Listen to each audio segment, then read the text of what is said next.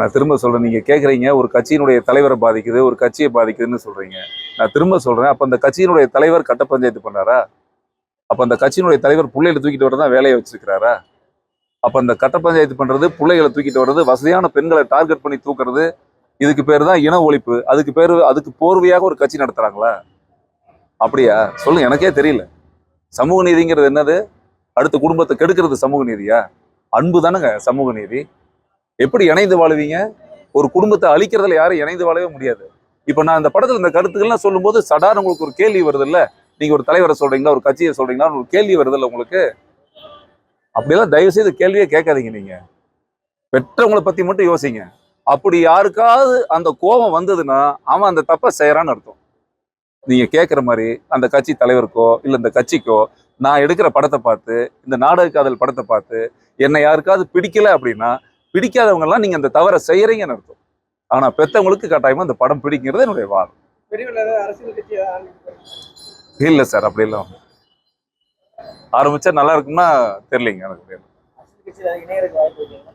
தெரியல சாமி. நான் அப்படியெல்லாம் ஒன்றும் யோசிக்கல. பட் அரசியல் இல்லாத வாழ்க்கை இல்லை. நான் அடிக்கடி சொல்றதுதான், நல்லவங்க எல்லாம் அரசியலுக்கு வர ஆசைப்படலைன்னா பூரா திருடணும்.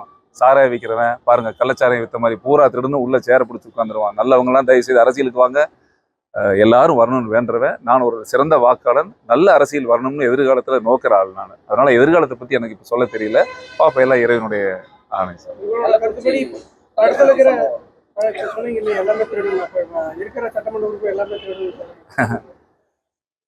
ஏங்க, நான் ஒண்ணு கேட்கிறேன் உங்களை. இது வரைக்கும் ஆட்சி அடைஞ்சீங்க, 50 ஆண்டு கால ஆட்சியை நீங்க பார்த்துருப்பீங்க.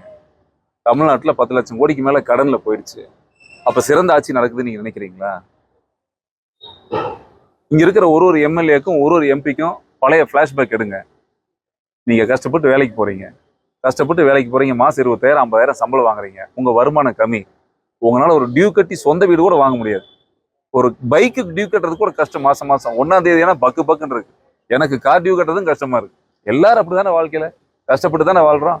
ஆனா ஒரு எம்எல்ஏ ஒரு எம்பி பாருங்க, ஒரு தொகுதிக்கு 60 கோடி எம்எல்ஏக்கு செலவு பண்ணுதுன்னா அந்த பணம் எங்க இருந்துங்க வருது? ஒரு எம்பி ஒரு தொகுதிக்கு 100 கோடி செலவு பண்ணா தான் ஜெயிப்பானா, அந்த பணம் எங்க இருந்து வருது? ஏன் அவன் செலவு பண்றான்? எதுக்கு செலவு பண்றான்? ஓட்டுக்கு 10,000 எதுக்கு கொடுக்குறான்? எதுக்கு சரக்கு வாங்கி கொடுக்குறான்? சொல்லுங்க. 5 வருஷத்துக்கு முன்னாடி அந்த எம்பி என்ன கம்பெனி வச்சிருந்தான்? பில்கேட்ஸோட பேரன் அவன். சாதாரணமா சைக்கிள்ல வந்துட்டு இருந்தான், டிஎஸ்ல வந்திருந்தான். டக்குன்னு பார்த்தா 2 காலேஜ் வச்சிருப்பான், டக்குன்னு பார்த்தா பெரிய கல்குவாரி வச்சிருப்பான். இதெல்லாம் எங்க வந்தது? உழைச்சு வந்ததா? உழைக்கிறவங்க முழுக்க 80% பாவம் நடந்து ரோட்ல கஷ்டப்பட்டுக்கிறான் வெயில்ல. ஆனா இவங்க வாழ்க்கையில நீங்க பாக்குறீங்கல்ல. அப்ப இதுக்கு பேர் என்னது? கடவுள் கொண்டாந்து கொடுத்தாரா என்ன உங்களுக்கு? சொல்லுங்க. இந்த திருட்டுத்தனம் இல்லாத அரசியல் வரணுங்கிறதாங்க என்னை போன்ற ஆட்களுடைய விருப்பம். நாளைய தலைமுறையை பாதுகாக்கணும்னா இந்த அரசியல்லாம் அப்புறப்படுத்த வேணும். இந்த திருடங்களா இருக்கக்கூடாதுன்னு நான் சொல்றேன். அரசியல் பேச்சு திராவிட கட்சிகளுக்கு எதிரானதா இருக்குது. அப்படியா? நான் மக்களுக்கு எதிரானவங்கள சொல்லிட்டு இருக்கிறேன் சாமி. அது என்ன திராவிடம்? அந்த மாதிரிலாம் என்ன? நீங்க மக்களுக்கு எதிரான ஆட்சியும் மக்களுக்கு எதிரான அரசாங்கத்தை பத்தி தான் நான் பேசுறேன். பேச்சு அடிப்படை சாராம்சம் பார்த்தா நாம் தமிழர் நோக்கி போற மாதிரி இருக்கு. நான் தமிழன் தான் சாமி. நான் தமிழன் தான், சுத்த தமிழன், ஒரு தூய்மையான இந்தியன், இந்து. உண்மைதானே? என் பிறப்பை நான் மாத்திக்கவே முடியாதுல்ல. சொல்லுங்க. கள்ளக்குறிச்சி சம்பவத்துல உயிரிழந்தவங்களுக்கு ஆளுங்கட்சியான திமுகவும் எதிர்கட்சியான அதிமுகவும் மாறி மாறி அவங்களுக்கான அந்த உயிரிழந்தவங்களுக்கான நிதியுதவி கொடுக்கறது, ஒரு சில கட்சிகள் அதை நிதியுதவி கொடுக்கறத எதிர்க்கிறது அப்படின்ற ஒரு இன்னொரு இப்ப 20 மாசம் தான் அங்க தேர்தல் இருக்கு இல்லையா? தேர்தல் வந்துருச்சுல்ல. அதனால 10 லட்சம் என்னங்க, ஒரு ஆளுக்கு 1 கோடி கொடுக்கறது கூட வாய்ப்பு இருக்கு. போட்டு ஏன்டா கொடுக்குறீங்கன்னு ஒரு குரூப்பும். எவ்வளவு கொடுமைன்னு யோசிச்சிங்களா? எவ்வளவு பாருங்க. அந்த உயிர்கள்லாம் டிவியில பார்க்கும்போது கண்ணீர் அப்படியே மனசே கஷ்டமா இருக்குங்க. உண்மையாலுமே பயங்கர வருத்தமா இருக்கு. எத்தனை உயிர்கள் பலியாது பாருங்க. நீங்க எல்லாரும் கள்ளச்சாராயம் குடிச்சு செத்துட்டாங்கிறதுக்காக கோவப்படுறீங்க. நம்ம நாடு ரோடு முழுக்க முக்கு மதுக்கடையை திறந்து வச்சிருக்கானே, அதெல்லாம் உங்களுக்கு தவறா தெரியலையா? இது ஸ்லோ பாய்சனுங்க. இவன் இன்னைக்கே செத்துருவான், இவன் 5 வருஷம் கழிச்சு சாவான். ஸ்லோ பாய்சனுங்க. இது என்ன ஒரு பெரிய மாற்றம்? உங்களால இந்த கள்ளச்சாராயத்தெல்லாம் ஒழிக்கவே முடியாது. அட பிளாஸ்டிக் பாட்டில ஒழிங்கன்னு சொல்லி மூக்குக்கு போர்டு வச்சிங்களே, உங்களால ஒரு பிளாஸ்டிக் குப்பை ஒழிக்க முடிஞ்சுதா? அப்புறம் எப்படி கள்ளச்சாராயத்தை ஒழிக்க முடியும்? இந்த கையாளாகத்தனம் எல்லாம் மனிதர் கேவலமா இருக்குதுங்க. உண்மையா கஷ்டமா இருக்கு. இது யாருக்கும் தெரியாம நடந்திருக்காது, அரசியல்வாதிகளுக்கு தெரியாம நடந்திருக்காது, ஆட்சியாளர்களுக்கு தெரியாம நடந்திருக்காது.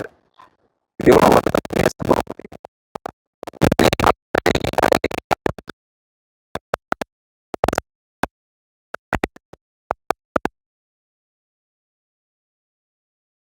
நினைக்கிறீங்களா, நம்புறீங்க? எப்படி சாமி?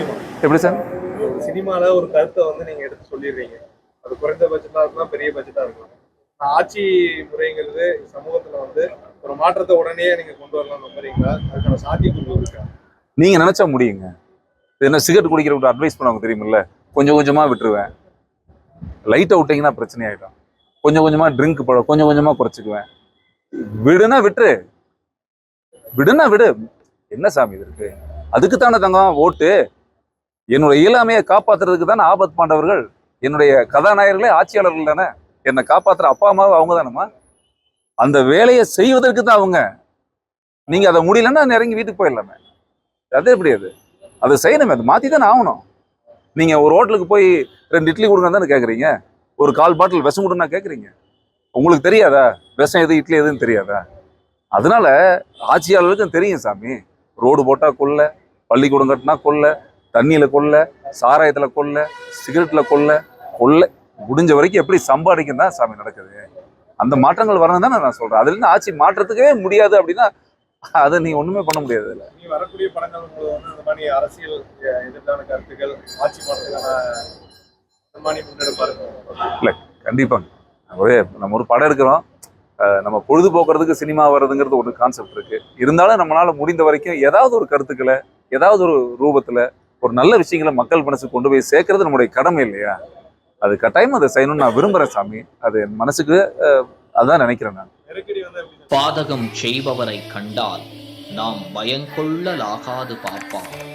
மோதி மிதித்து விடு பாப்பா, அவர் முகத்தில் உமிழ்ந்து விடு பாப்பா. அண்மை செய்திகளை உடனுக்குடன் தெரிந்து கொள்ள இணைந்திருங்கள் இயம்நாடு தொலைக்காட்சியுடன்.